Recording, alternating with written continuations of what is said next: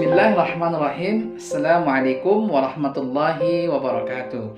Para pemirsa hadirin yang dimuliakan oleh Allah Subhanahu wa Ta'ala. Bukan hanya boikot berbagai aneka barang produk Prancis sebagai bukti pembelaan kita terhadap penistaan baginda Rasulullah Shallallahu Alaihi Wasallam, tapi kaum muslimin juga wajib memboikot, mencampakkan, membuang jauh-jauh produk pemikiran yang satu ini dari kehidupan kaum muslimin. Karena sesungguhnya produk pemikiran yang satu inilah yang menyebabkan Indonesia tidak bisa menerapkan secara Islam secara kafah dalam kehidupan. Bahkan begitu juga seluruh negeri-negeri kaum muslim yang ada berada di berbagai belahan dunia. Bahkan bisa kita katakan bahwasanya disebabkan produk yang satu ini juga lah para kafir penjajah dengan mudah mendikte para penguasa-penguasa kaum muslimin.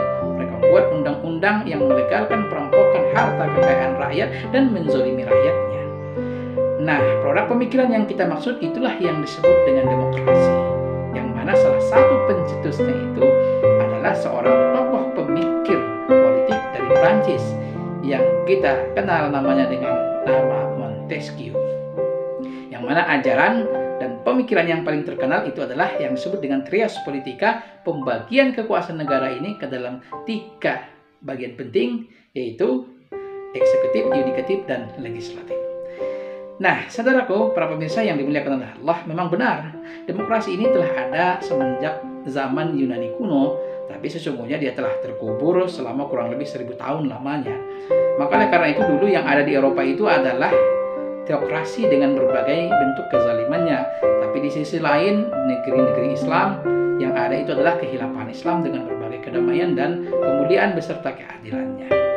Oleh karena itu, ketika terjadi revolusi Prancis, di sanalah Prancis memakai sistem demokrasi dan mengekspornya ke berbagai negara-negara Eropa untuk menggantikan negara-negara teokrasi pada ketika itu.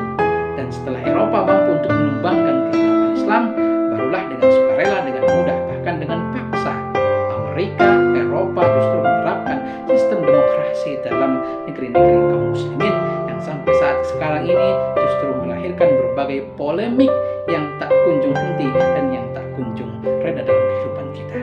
Oleh karena itu, sebagai bukti kecintaan kita dan pembelaan kita terhadap penistaan dan penghinaan baginda Rasulullah SAW, tidak cukup kita hanya memboikot berbagai aneka barang produk yang berasal dari Prancis, tapi kita juga harus mencampakkan, memboikot, membuang jauh-jauh sistem kufur demokrasi, dan kaum muslimin wajib mengganti sistem kufur itu dengan sistem warisan baginda Rasulullah SAW sebagaimana yang pernah dicontohkan pada Khulafaur Rasyidin yang kita sebut dengan istilah khilafah ala manhajin nubuwah.